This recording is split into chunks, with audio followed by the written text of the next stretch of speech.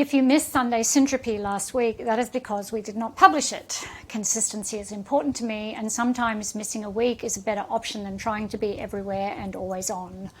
I did take a literal holiday by the beach, National Park, very off-grid. It was beautiful. This week we cover the second of 7 articles about the considerations for a beautiful syntropic enterprise. If you'd like to read the introduction article from March 17th, you can access it. The link is in the show notes. As a reminder, here are the 6 pillars.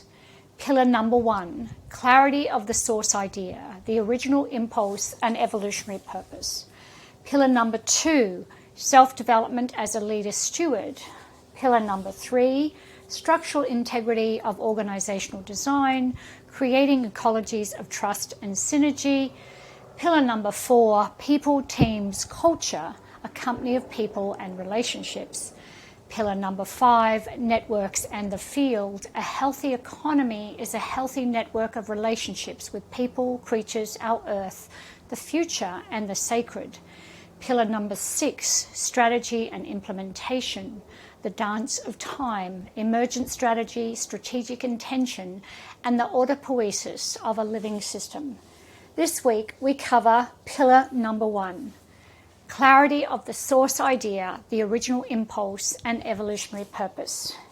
Hello, this is Christine McDougall, and this is Sunday Syntropy for March 31st, 2024.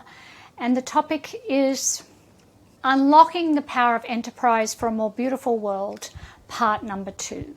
Thank you for listening. Point number 1. What are you creating and why? What is the pattern integrity? Let's get to the marrow of the why. Let us be sure that your enterprise is an expression of your deepest desire.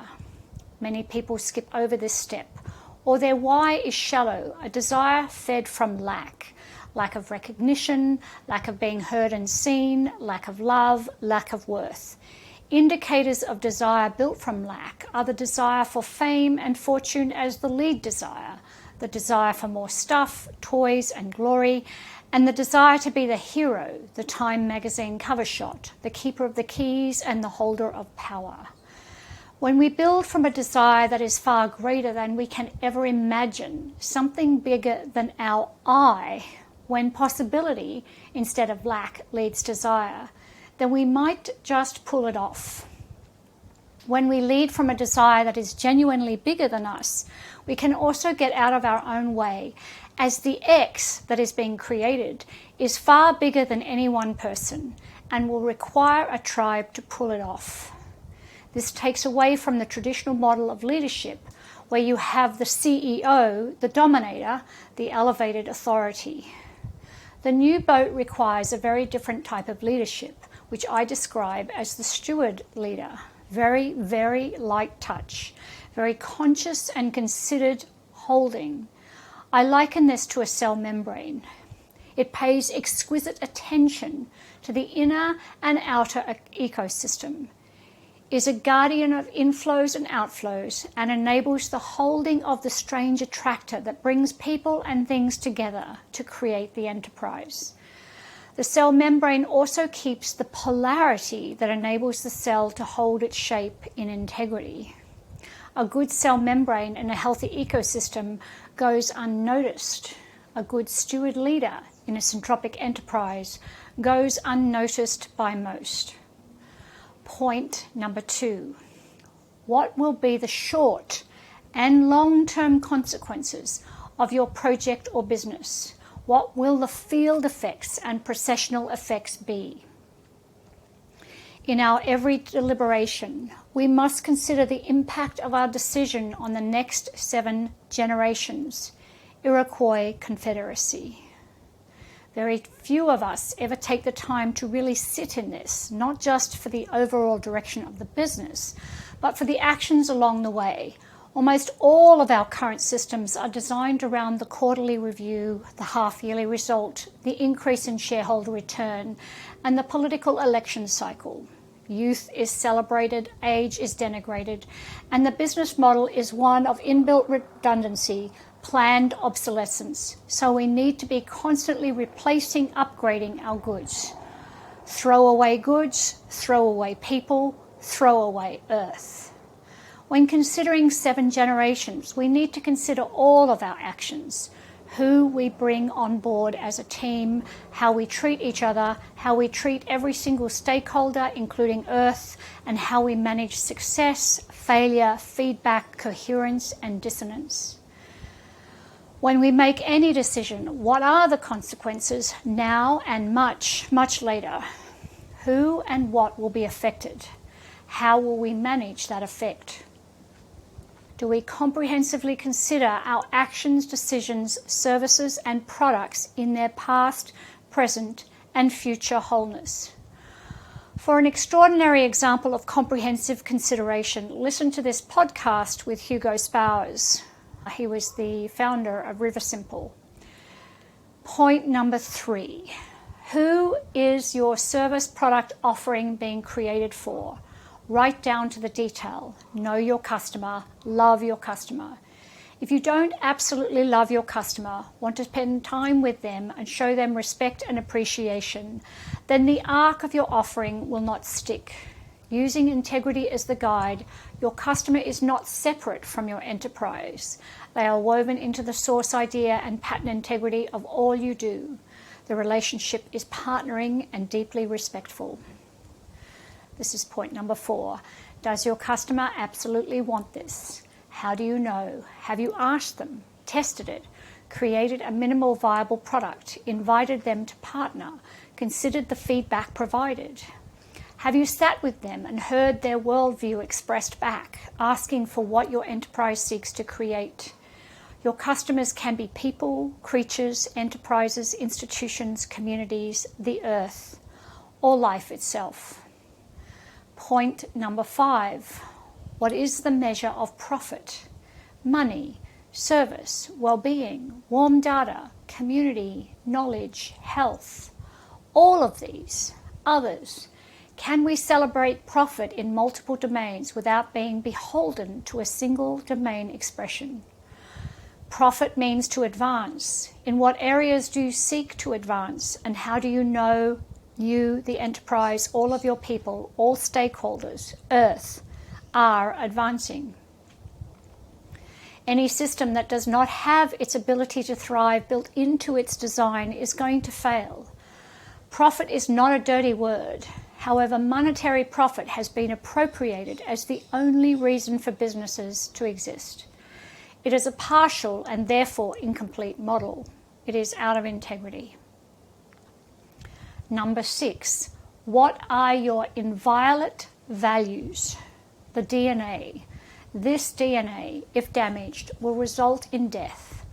In Syntropic World, we speak of the DNA of an idea as the pattern integrity. Inviolate principles and values must remain, no matter what the form of expression of the enterprise. Everyone must be super clear about the pattern integrity. The pattern integrity is built into every single act, offering, and promotion. The pattern integrity of the source idea is the sacred ground upon which any beautiful syntropic enterprise works. What is the enterprise's ideal lifespan, and what is your lifespan within the enterprise? Let's discuss that now. What is its natural lifespan, including lifestyle milestones? Given that everything will change as the enterprise is brought through the stages of its existence, this question is fluid, yet we rarely consider the natural lifespan of any enterprise. Some enterprises must, by their nature, be designed to end because to achieve the purpose of the enterprise will mean that it is complete. For example, ending any of the United Nations Sustainable Development Goals must mean that an enterprise designed to do that will be done when the goal is reached. In other enterprises, the creator of an enterprise may not be the best person to steward an enterprise to a different stage of the enterprise. A wise leader steward will be aware of this from the beginning. In Syntropic World, we are designing beyond my lifetime. I am also clear that I am not the best person to lead this next stage of the enterprise expression. Point number 8. What does growth look like? Name the stages of growth for different dimensions. For example, Robert Keegan describes the growth of the human working in the enterprise in the book An Everyone Culture. He also mentions the growth of a number of clients, the growth of the positive effects you are having on humanity, and the growth of the negative effects you are having on any area.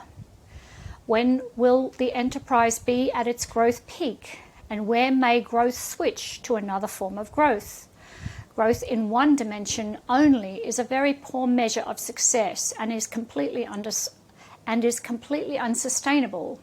Yet not nurturing growth in one or several domains simultaneously would lead to entropy.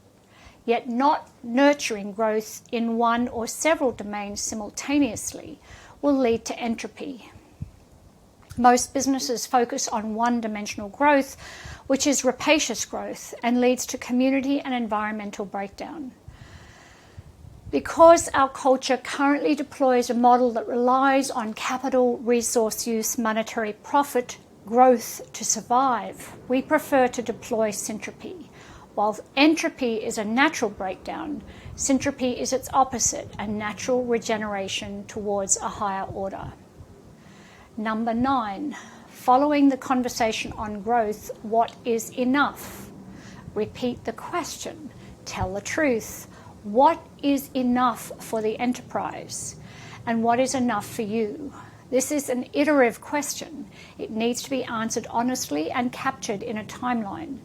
Consider all domains when answering, including enough money, clients, profit, media, and well-being. Point number 10. How do you commune with your enterprise? How do you stay in heartfelt connection with it, enabling its own agency? Yet can you partner with it to enable its full thriving without sacrificing your own well-being? How does the team commune with the enterprise, and how is communion shared as a respectful experience? Your enterprise has its own life force. Your role is to provide the stewardship to enable that life force to be fully expressed. Point number 11. How will you know you are on path or off path? And how do you keep track? Synchronicities or their absence are good indicators of on track, off track. An aligned path, even if challenging, will have a clear set of events that might affirm the direction. Learning to read, interpret signs is a good skill. Feedback loops with fellow team members and external advisors are also helpful to ensure we do not become delusional or collusional. A synergistic team ensures that the enterprise architecture holds the shape of the purpose of the enterprise. Point number 12. Who else in the world is attempting something similar? We do not need to compete with others. A partnership might be the better option if the similarities are too great. Or maybe we can offer a different product but use similar processes. Who are your global tribe? How do you connect with them? Learn from each other. It is lonely to create something that has never been created. Outreach and connection to fellow pioneers makes a difference. Next week, we will cover pillar number 2, self-development as a leader steward. I love answering your questions. So if you have any questions for this episode or previous episodes, please visit syntropic.world/podcast and click the orange button. Hi, Steve from Melbourne here. And my question is... Hi, this is Robin from warm and sunny Tanzania. My question is... Good morning, this is Michael Frebe from Germany. My question is... Hi, this is Colleen in the Netherlands. My question is... Hi, this is Cindy from beautiful Cambridge. Hello, I am Paul Epping from the Netherlands. And my question for the podcast... Bonjour, my name is Dorothy from Brussels, Belgium. Hi, my name is Ivan from Cali, Colombia, but I'm living in Bali right now. So my question is... Hi, I'm Rochelle Armstrong from Northeast Victoria, Australia. My question is, Hiya, this is Lorraine in Montreal, Canada, and my question is... And that completes my question. And that completes my question.